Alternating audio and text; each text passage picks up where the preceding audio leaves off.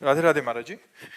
महाराज जी, भगवान पर अटूट विश्वास है और नाम जप भी निरंतर चल रहा है, किंतु जब जीवन में कठिन परिस्थिति आती है तो ईश्वर के ऊपर विश्वास के साथ साथ जीवन समाप्त करने का या सब छोड़कर सिर्फ भगवान की शरण में रहने की आकांक्षा होती है। महाराज जी, ऐसे में इस परिस्थिति में क्या करना चाहिए? निरंतर नाम चल रहा है, अभी हमें संशय है,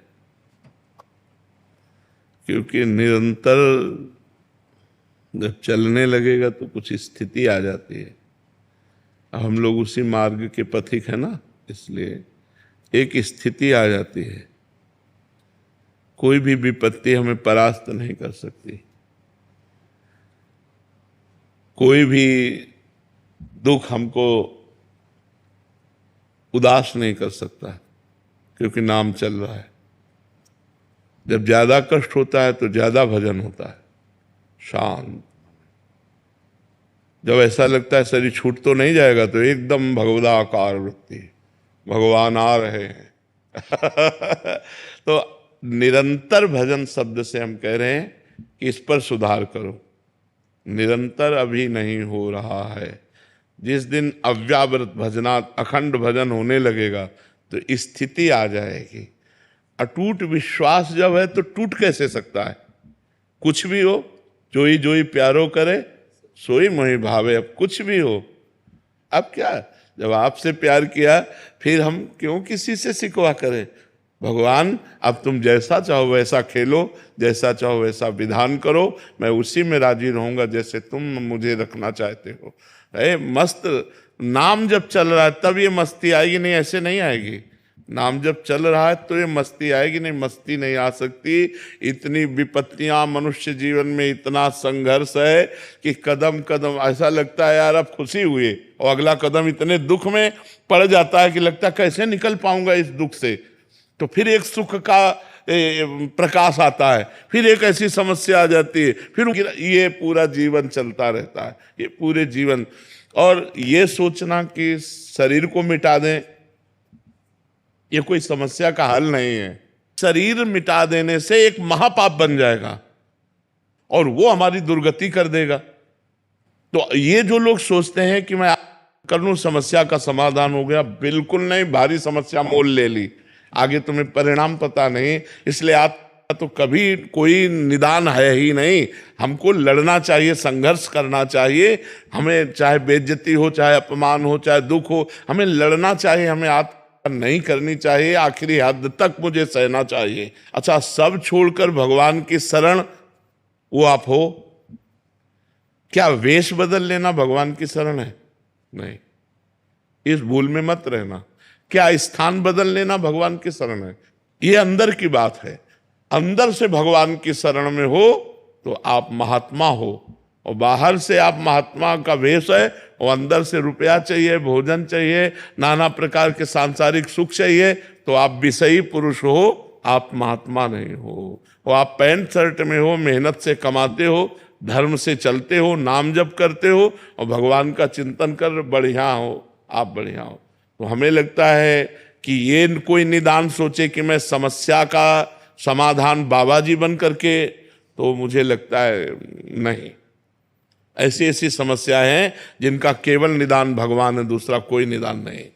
सोचो, साल 2 साल 4 साल 5 साल आप बोल दो कि आप ब्रह्मचर्य से रहो, कोई मनोरंजन नहीं करोगे, आप ये खाओगे, आप ऐसे रहोगे, तो एक एक दिन हम काट सकते हैं कि यार 4.5 साल रह गए, अब 4 साल रह गए, अब 5 साल। पूरी जिंदगी मनोरंजन नहीं कर सकते। पूरी जिंदगी कोई रिश्ता नहीं है। पूरी जिंदगी में किसी भी तरह का कोई सुख नहीं है सांसारिक। आप जरा थोड़ा विचार करके डालिए आप इस बात पर। आप विचार करो, क्या साधु का जीवन है? क्या साधु का जीवन? ना कोई मनोरंजन, ना कोई व्यवहार, ना कोई रिश्ता, ना कोई संबंध। साधु का जीवन ऐसा जीवन नहीं है। बहुत खतरनाक जीवन, बहुत खतरनाक जीवन। ये न सोचो कि बहुत आनंद में जीवन कटता है, बहुत कष्ट में जीवन कटता है सच्ची साधुता के लिए। और जो निकल गया सो मुक्त हो गया, और नहीं फिसल गया तो फिर आओ नया जन्म, फिर साधना करो, फिर भजन करो। इसलिए कोई समस्या से भागे कि मैं समस्या का निदान साधु बन के पालूंगा, तो भूल मत करना, बड़ी समस्या है। मतलब ये कोई ना सोचे कि संत बनना सहज है, बिल्कुल नहीं, बिल्कुल नहीं। बाबा जी बनने का मतलब मर गए, अब मर के हम चल रहे हैं। जीवित मर जाए उलट आप में समाए यही दिलगिरी है। मरा हुआ पुरुष महात्मा होता है, जिसका मन मरा, जिसकी इंद्रियां मरी, जिसकी वो कुछ नहीं चाहिए, जा ही न चाहिए कबहू कछु तुम सन सहज सने। तो ये दोनों बातें आप कर लेना या समस्या में फंसकर बाबा जी बन जाना, ये दोनों बातें समाधान नहीं है। समस्या से लड़ना समाधान है, और वो आप तभी लड़ सकते हैं जब आपका भगवान का भरोसा दृढ़ होगा और नाम जप करोगे तो कोई न कोई रास्ता भगवान ऐसा निकाल देंगे जिससे आप समस्या से बच जाएंगे। नहीं तो समस्याएं पीस डालती है, अंदर ही अंदर खोखला कर देती है, आदमी चिंतन से परेशान हो जाता है, और जब परेशान हो जाता है तो उसे एक ही रास्ता नजर आता है, और वो रास्ता है नहीं, वो और परेशानी पैदा कर देगा अगले जन्म में जा करके। इसलिए नाम जप करो और सहन करो और लड़ना सीखो। हमको विपत्ति दुख संघर्ष करना पड़ेगा, हमको लड़ना पड़ेगा, इनसे विजय प्राप्त करना पड़ेगा। हार जाऊं तो भी लड़ना पड़ेगा, हमारे पास कोई रास्ता नहीं है, हमको इन दुख और विपत्तियों से लड़कर पार होना ही है। कुमार जी, हमें लगता है कि कोई ऐसा साधन मिल जाए जिससे तुरंत झट से हमारे दुख दूर हो जाएं। अवश्य में भोक्तव्यम कृतम कर्म शुभाशुभम, अपने कर्म को जीव को भोगना होगा। ये जब भगवान कह रहे हैं तो और की हम बात कैसे माने। भगवान कह रहे हैं ना, अवश्य में भोक्तव्यम कृतम कर्म शुभाशुभम, भोग भोगना होगा। ये सब इधर से जंतुर बनाने से और राख लेने से और कलावा बनाने से तुम्हारे प्रारब्ध नहीं नष्ट हो जाएंगे। हाँ, पवित्र कार्य हैं, करना चाहिए गृहस्थी में, देव मंगल के लिए, जगत मंगल के लिए यज्ञ करना चाहिए, हवन करना चाहिए, ब्राह्मणों के द्वारा अनुष्ठान कराना चाहिए, लेकिन प्रारब्ध भोग नहीं कटता, खुली बात है। हाँ, हम ऐसी एक कला जानते हैं जो ऐसे दुखों में भी आप सह सकते हो, वो कला है भगवान का नाम, वो खुली बात कहते हैं। खूब नाम जप करो और भगवान में चित्त जोड़ो, तो चित्त भगवान से जब जुड़ा होता है तो आनंद होता है। शरीर दुख में है, भारी समस्या है, लेकिन मन आनंद में है। यही बात है। सा वही मन कृष्ण पदारविंदयो, मन भगवान कृष्ण के चरणों में लगा है तो आनंद है, राधा जी के चरणों में लगा है तो आनंद है। अगर मन संसार में रहेगा तो कष्ट ही भोगना पड़ेगा। कोई ऐसा नहीं, इतने पढ़े लिखे डॉक्टर, इतने बड़े सर्जन, इतने बड़े, सब भगवान ने तो बनाए हैं। अगर छू से होता तो बढ़िया काम बन जाता। डॉक्टरों की जरूरत क्या है। बिल्कुल इधर उधर मत भटको, किसी को कोई परेशानी है सीधे अस्पताल जाओ। जैसे हम दवा करवा रहे हैं, टेबलेट खाते हैं, डायलिसिस करवाते हैं और भगवान की शरण में पड़े और नाम जप करते हैं, बिल्कुल सीधा रास्ता है। हाँ, कुछ ऐसे मंत्र हैं, यदि सकामता पूर्वक उनका अनुष्ठान किया जाए तो कुछ दर्द को कम कर सकते हैं, समस्या को कम कर सकते हैं, मिटा नहीं सकते, मिटाने की सामर्थ्य नहीं।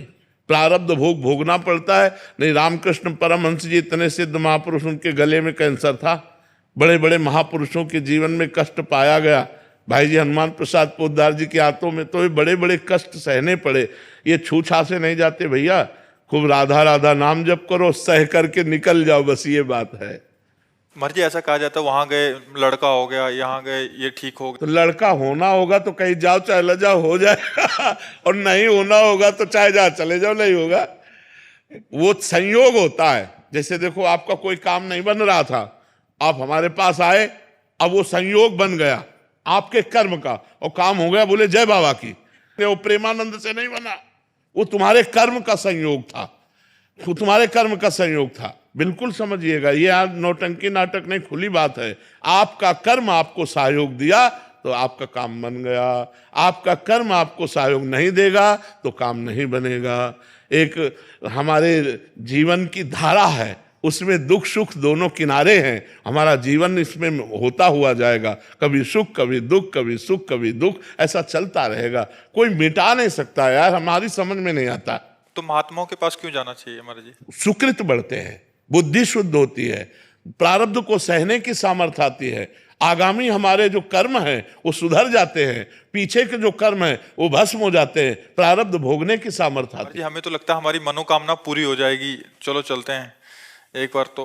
क्योंकि हर कोई प्रार्थना तो करता ही है महाराज जी, 100 में से 50 तो करते होंगे हाँ मैं पास हो जाऊं। तो ये कर्म है कि नहीं है? ये भी तो एक कर्म है। उनका सत्कर्म बना, वो नंगे पैर चल करके आ रहे हैं या जूता पहन करके आ रहे हैं या किस भावना से आ रहे हैं, और भावना से आए और संत दर्शन की कामना की, तो एक कर्म भी तो बना उनका। इस कर्म से उनको लाभ नहीं मिलेगा। मान लो संत दरस को चालिए तज माया अभिमान, जीव जीव पग आगे बढ़े कोटिन यज्ञ समान। तो कोई आ रहा है 1000 कोस से, कोई 500 कोस से सवारी में धक्का खाते हुए ऐसे, और रोड में किनारे खड़ा है रात्रि भर, तो ये उसका तपस्या नहीं बनी, ये उसका परम पवित्र कर्म नहीं बना। अब ये कर्म कामना पूर्ण कर दे तो प्रेमानंद उसमें कहाँ है? ये उसका कर्म है, ये उसकी मेहनत है, ये उसकी भावना है, ये उसकी श्रद्धा है, ना कि हम हैं। अब उसको लगेगा कि हम प्रेमानंद के दर्शन के हमारा काम बन गया। नहीं, तुम्हारी मेहनत, तुम जो सैकड़ों किलोमीटर चल करके आए और खड़े रहे घंटों, और फिर इसके बाद दर्शन हुआ, तुम्हें आनंद लगा, ये तुम्हारा कर्म तुमको सुख दे रहा है। नहीं तो देखो, अगर हमारा कर्म बिगड़ जाए तो हम कह रहे हैं फिर हमको कोई सुख नहीं दे सकता। हमारा कर्म, संतों के पास जाना, संतों की दंडवत करना, उससे पाप नष्ट होते हैं, पुण्य बढ़ते। संत दरस जिमि पातक टरई, पाप नष्ट हुए तो दुख का नाश हुआ, सुख बढ़ा। ये तो सिद्धांत है, इसमें कोई चमत्कार थोड़ी है, ये तो सिद्धांत है ऐसा।